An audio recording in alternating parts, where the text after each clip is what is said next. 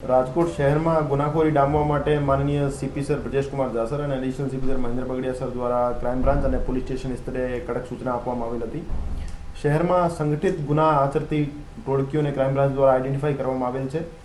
એમાં એક ટોળકી બાટલી ગેંગ કરીને છે, જેમાં 14 જેવા સાગરીતો સામેલ છે અને આ રૂખડિયાપરા રેલનગર વિસ્તારમાં એક્ટિવ છે।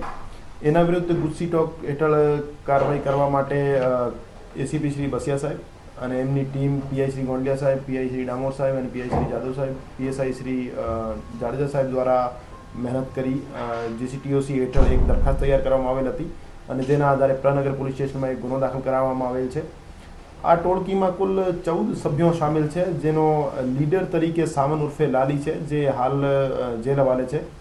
અને આ સિવાય 9 આરોપી, જેમાં સમીર ઇસ્માઇલ શેખ, ઈશુભા રિઝવાન દલ, મીરખાન દલ, असलम शेख इत्यादि हमारा कस्टडी में है અને एक बीजो आरोपी जेल हवाले है। तो आम 11 सभ्यों जे छे हमारा कब्जा में है અને 3 आरोपीओं ने हजू फरार है, એને पकड़वा माटेनी तजवीज चालू है।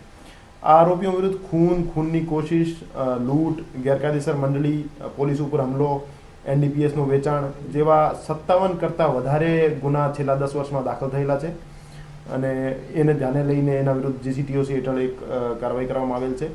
અને આ સિવાય પણ રાજકોટ શહેરની બીજી ટોળકીઓ ઉપર કામગીરી અત્યારે ચાલુ છે અને એના વિરુદ્ધ પણ જીસીટીઓસી હેઠળ કાર્યવાહી કરવામાં આવશે।